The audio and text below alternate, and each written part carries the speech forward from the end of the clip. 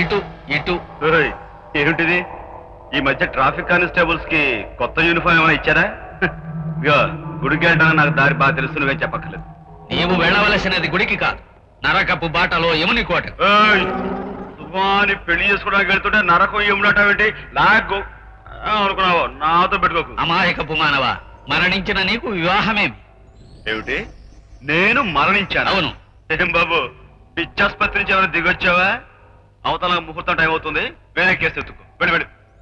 మానవ, నీవిచ్చట నుండి వెడలుట అసాధ్యం.